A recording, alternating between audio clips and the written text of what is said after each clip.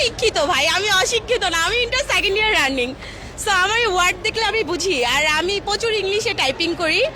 একটা সময় রিলেশন টাইমে আমি প্রচুর আমি বলতেছি M O T H E R motor না মেন্টাল? মোটর। আপনার ব্যাকগ্রাউন্ড স্টাডি কতটুকু, এডুকেটেড পারসন, এই বিষয়গুলো জানতে গুলো একটু যদি ক্লিয়ার করে দিতেন। আমি হচ্ছে ইন্টার সেকেন্ড ইয়ার রানিং, রাজধানী আইডিয়াল কলেজ রামপুরায় ইন্টারে পড়ছি। আমি এখনো বাচ্চা, ছোট মেয়ে। আচ্ছা, আমি একটা ওয়ার্ড ধরতে চাই, আপনি বলতে পারবেন কিনা? আমি কি বলবো? হ্যাঁ, শিওর। আচ্ছা, খুব সহজ এবং সিম্পল হচ্ছে, বলে দিচ্ছি। বি এ এন জি এল এ। কি হলো? বলাকা নাকি বুবলি হলো? বলাকা। বলাকা? হ্যাঁ। শিওর? হ্যাঁ, শিওর। কেমনে সম্ভব? আপনি বলছেন আমি ওয়ার্ড, আমি তো শিক্ষিত ভাই, আমি অশিক্ষিত না, আমি inter second year running.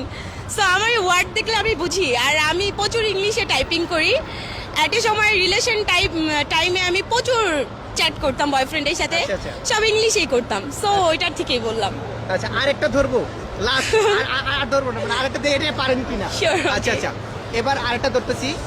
F R I E N D. কি হলো? এটা আর বলতেছি না, কি আসবে?